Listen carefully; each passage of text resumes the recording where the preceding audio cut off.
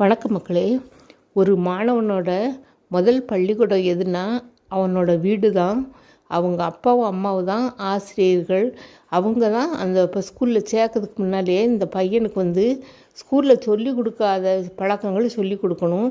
அதாவது ஜாதி மதம் மற்றவங்கள்ட்ட காட்டுற துவேஷம் இதுகள்லாம் இல்லாமல் ஒரு நல்ல மனிதனாக வளர்க்குறதுக்கு அஸ்திவாரம் அந்த வீட்டில் போடணும். அப்போ தான் அந்த பையன் பிற்காலத்தில் அவன் ஒரு நல்ல மனுஷனாக வளருவான். இன்றைக்கி பாருங்கள், ஸ்கூல் லெவல்லையே இந்த வாலிப பையங்க அறுவாள் எடுத்துக்கிட்டு ஒருத்தருக்கு ஒருத்தர் வெட்டிக்கிட்டு ரத்த கலரியாக போகுது. இதுக்கு என்ன காரணம் அப்படின்னா, வீட்டில் அவனுக்கு அடிப்படை சரி கிடையாது. அதனால தான் அந்த பையங்க அப்படி செய்தாங்க மக்களே. உண்மையிலேயே மனித வேறுபாடுகள் இல்லாமல், ஜாதி மத வேறுபாடு இல்லாமல் ஒருத்தர் மதத்தை ஒருத்தர் ஏற்றுக்கிட்டு வாழணும்னா அதுக்கு வீட்டில் தாய் தப்பம் தான் அஸ்திவாரம் போடணும்.